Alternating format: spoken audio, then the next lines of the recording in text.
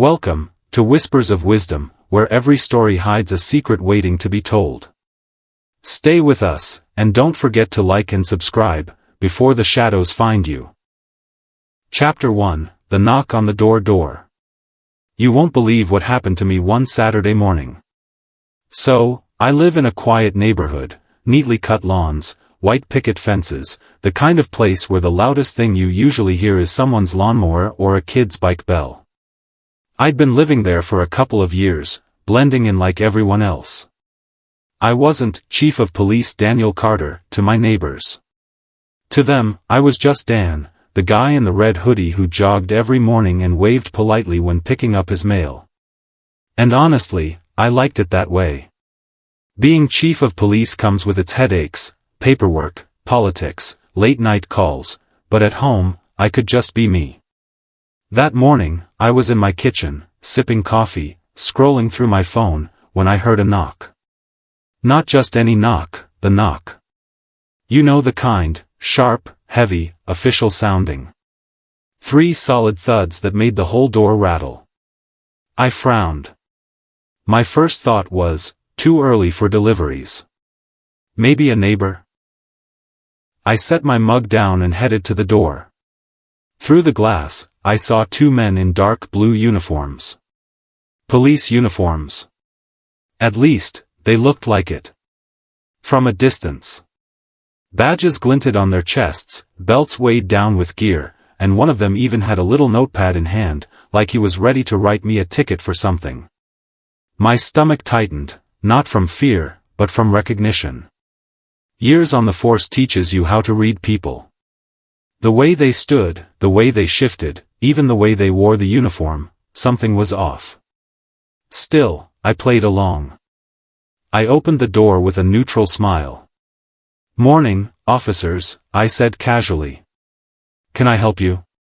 The taller one, let's call him Officer Mark, stepped forward. He had a square jaw and a no-nonsense glare, the kind of guy who wanted to look intimidating. His partner, Officer Steve, lingered a step behind, fidgeting slightly, eyes darting around my porch. "Sir," Mark said firmly, "we're here on behalf of your homeowners association. You've been cited for multiple violations and failure to comply. We're placing you under arrest." Now, I don't know about you, but when someone in a police uniform says, "arrest," at your front door, most people panic. That's the reaction they were counting on. Me? I just raised an eyebrow. "Arrest?" I repeated. "For what, exactly?" Steve glanced at his notepad and read aloud. "Failure to maintain your lawn within HOA standards. Unauthorized vehicle parked on the street. And, he flipped a page. Repeated refusal to pay fines." He said it with the seriousness of reading out a felony charge, and I had to bite the inside of my cheek to stop from laughing. "Really?" I said, keeping my voice calm. "Those sound like HOA issues, not police issues." Mark's jaw tightened. He took a step closer, lowering his voice like he was trying to intimidate me. "Sir, these are enforceable by law. We're giving you one chance to cooperate. Either you come with us quietly, or we'll have to use force." Now, let me pause the story here. If this had been anyone else in my neighborhood, they might have panicked. They might have handed over cash, or begged for leniency, or worse, actually gone with them. These guys weren't just running a scam, they were banking on fear. But unfortunately for them, they knocked on the wrong door. I leaned against the frame casually. "You said you're with the HOA?" "Yes," Mark said quickly. "We've been authorized to enforce rules." "Funny," I said, "because I don't remember the HOA having jurisdiction to make arrests. Last time I checked, that's, I don't know, actual law enforcement's job." Mark's nostrils flared. Steve shuffled nervously again, clearly not used to someone pushing back. "Look," Mark snapped, "you either come with us now, or we'll cuff you right here in front of your neighbors. Your choice." I tilted my head, studying him.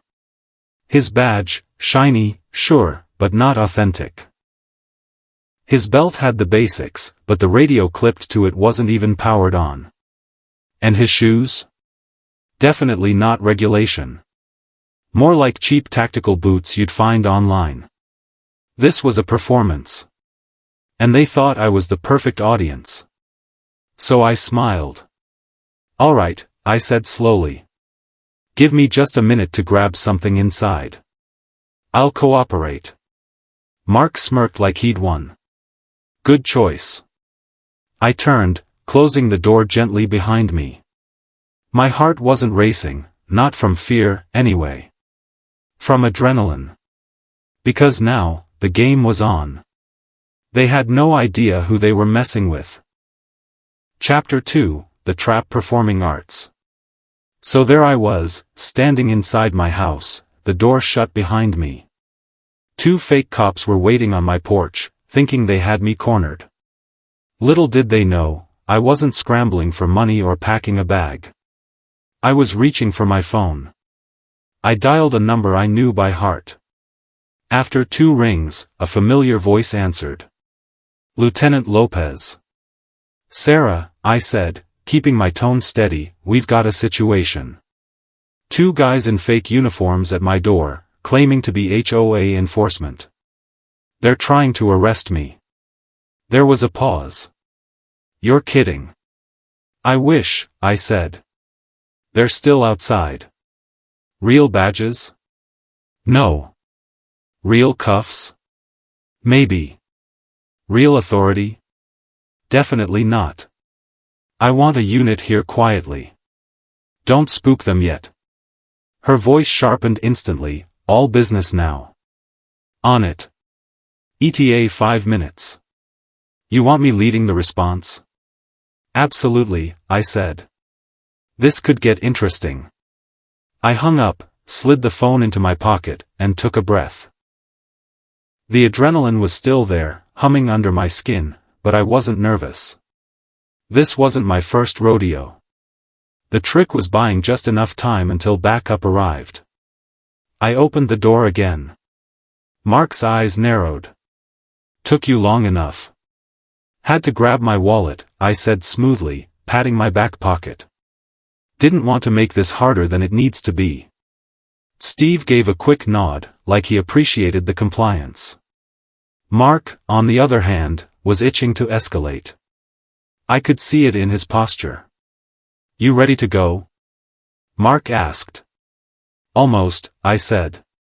"But, before we head off, mind if I ask a couple of questions?"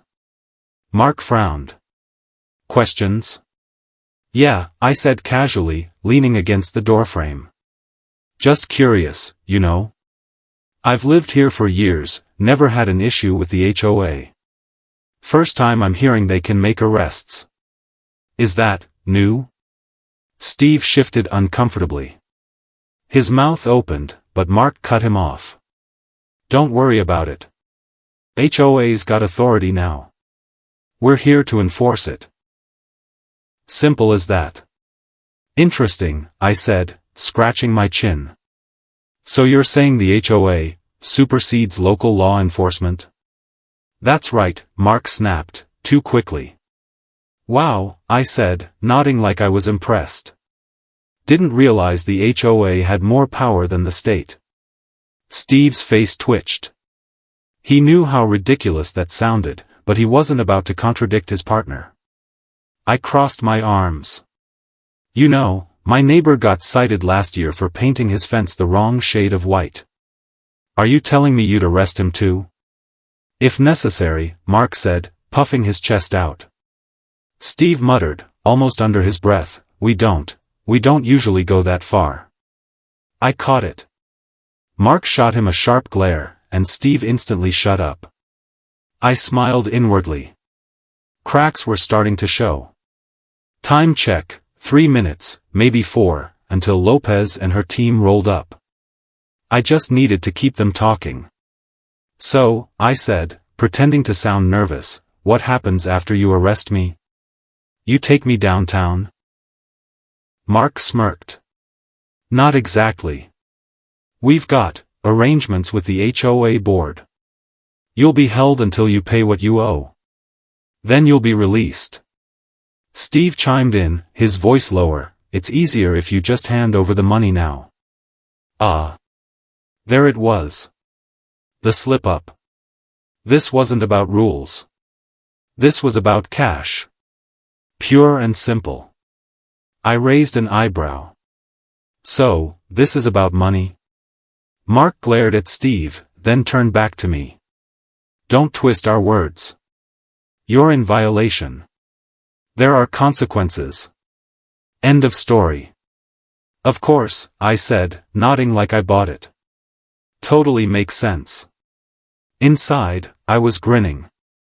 They were so desperate to sound legitimate, but every word just exposed them more.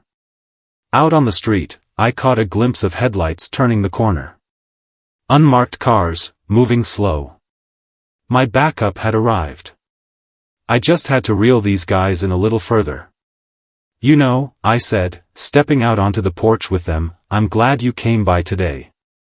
Honestly, I've been wondering about the HOA for a while. Thought about asking some questions at the next meeting. Mark frowned. What kind of questions? Oh, nothing major, I said. Just, like, who exactly authorized you guys? Where'd you train? Who do you report to? Stuff like that. Steve coughed nervously. We report directly to the board. Mark shot him another look, but it was too late. I nodded. Makes sense. And let me guess, you've got official paperwork, right? Warrant, authorization letter, something like that? Mark stiffened. We don't need paperwork. This is HOA jurisdiction. I laughed softly, shaking my head. Of course. HOA jurisdiction. Behind them, at the end of the street, I saw Lopez's cruiser ease into view. 2 more cars followed, lights off, engines low. They were setting up just the way I'd asked, quiet, contained, ready. Mark and Steve had no idea. And I wasn't about to spoil the surprise. Chapter 3, The Reveal and Justice Balance Scale. Alright, so remember where we left off?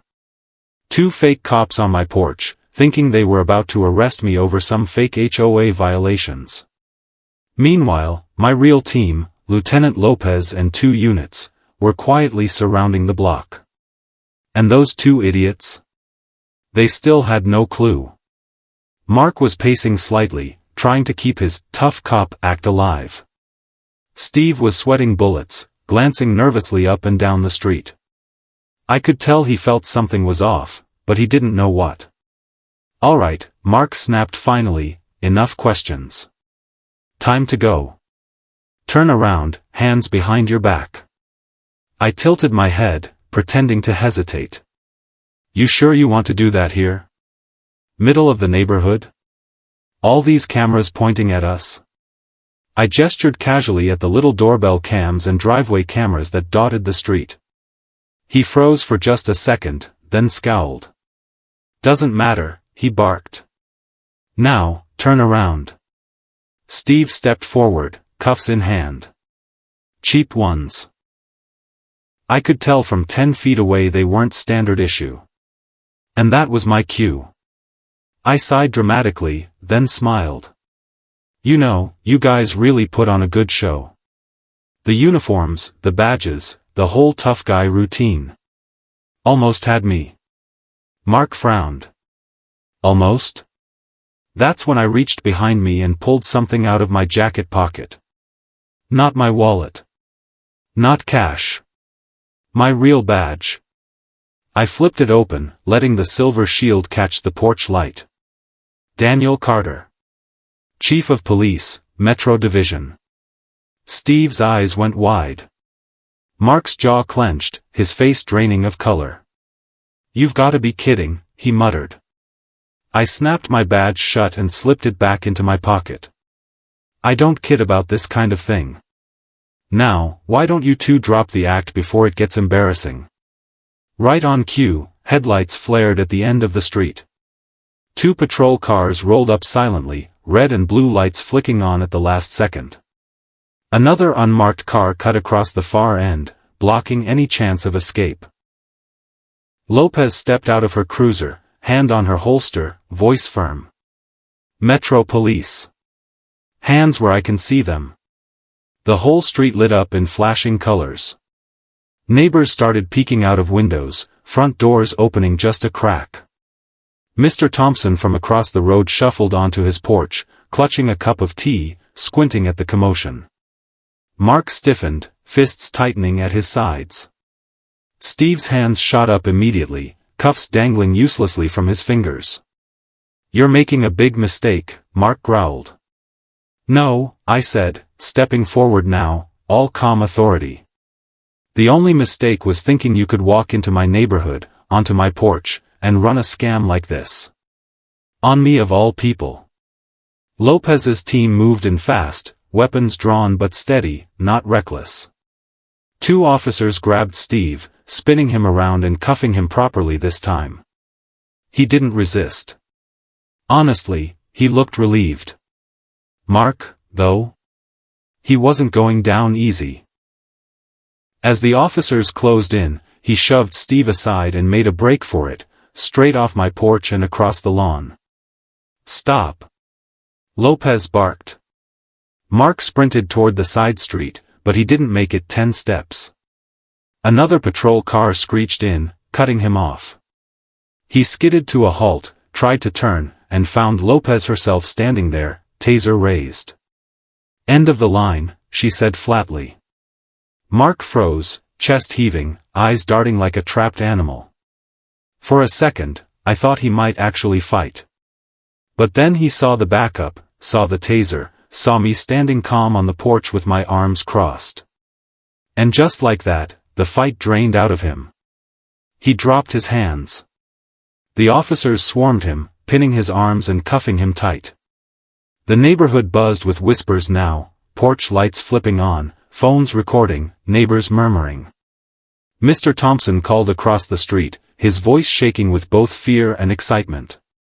"Dan! What in the world is going on?" I gave him a reassuring nod. "Just a couple of pretenders, Mr. Thompson. Nothing to worry about. They won't bother anyone again." Lopez marched the two fakes toward the cruisers. As they passed me, I caught Steve's eye. He looked pale, defeated. "Was it worth it?" I asked quietly. He shook his head, muttering, "I didn't want this. I just needed the money." Mark snarled, jerking against the cuffs. "Shut up." I sighed. "Save it for the station. You'll have plenty of time to explain." They were shoved into separate cars, doors slammed shut. The flashing lights painted their faces in red and blue as the reality sank in. But here's the thing, this wasn't just about two guys playing dress-up. I knew, deep down, there was more to this. Scams like this don't run themselves. Someone was pulling the strings. And I had a pretty good idea who.